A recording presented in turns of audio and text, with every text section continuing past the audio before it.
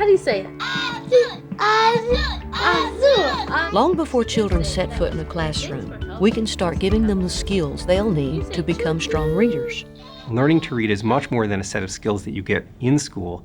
There's a whole foundation that gets built over the first years of life. Laying that foundation starts with mom and dad. All it takes is some quality time. She's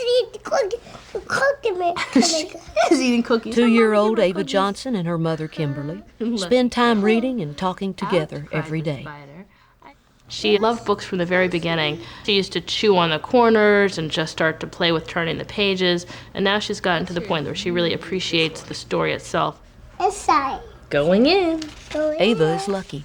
Only 60% of parents of children under 5 say they read to their kids every day, leaving the rest to play a dangerous game of catch-up. This is the perfect thing. Dr. Robert Needleman knows that children who are not read to early often start school at a disadvantage.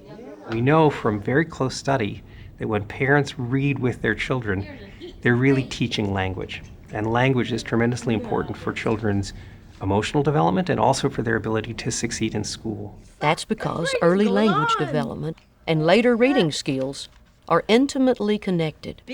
The more you talk with a baby or toddler, the bigger that child's vocabulary will be by age 3. So even if parents are not reading with their kids, they should be talking with them all the time.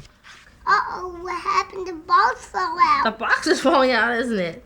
When you only talk a little bit, it's only business. It's come here, sit down, stay there. It's simple, it's not abstract, it's not fun. When you talk more, you're not talking more business. It's about something else. That's the good stuff.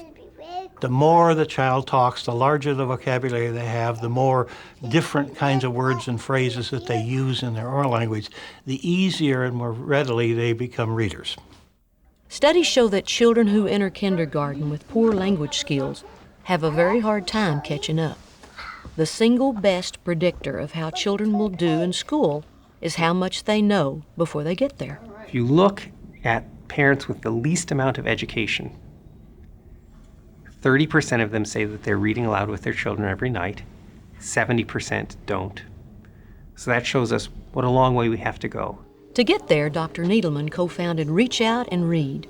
It's a national organization that works with healthcare providers like Dr. Nicole Lang to offer early literacy training as a part of regular pediatric care. Oh, welcome. The inspiration for Reach Out and Read was the realization that reading aloud is a tremendously important part of children's development. And yet we in pediatrics didn't know anything about it.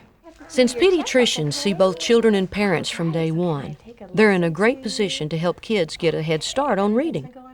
We have so many frequent well-child visits, and we teach families how to be healthy, and this is a part of that. You know, he may just want to put this in his mouth because he's teething. And when we bring the book into the exam room and we actually see how the child responds to the book and see how the parent responds to the child responding to the book, gives us an in to talk with the parent about a very important topic, which is what can you do to help your child to grow up intellectually alive.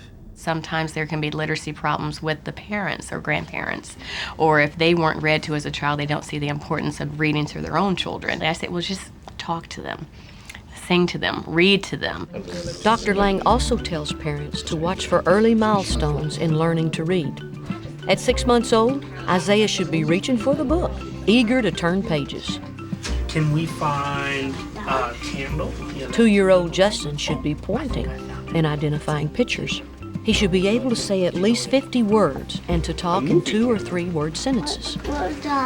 Lion. Children who miss milestones should be checked for hearing issues or developmental problems. Kids with lots of ear infections should see a doctor too, because the infections can lead to language delays. But even for kids like Justin, who are doing well, the time spent reading together can really pay off. How much reading is enough reading? You want to read? If parents say, well, I read to him 5 minutes every day, I ask the parent, how's it feel? Oh, we love it. Okay, so if you love it, make it 10 minutes. And if you love 10, make it 15. We know that when children grow up to be successful readers, they have been read to often, on average, 30 minutes a day. I feel so fortunate to have had such good exposure to reading and books my whole life. Reading isn't just a luxury, it's really about your health and the child's well-being.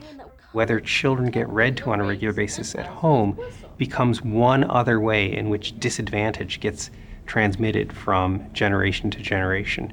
We have an opportunity to interrupt that cycle. We're giving them lots of good information that they're taking to heart, and when we talk about reading and how important that is, then they also say, okay, well, I should be doing this too. Just as I give my child fruits and vegetables, I also read to them. That's what you must do. And the beetle lent the spider a helping leg or two.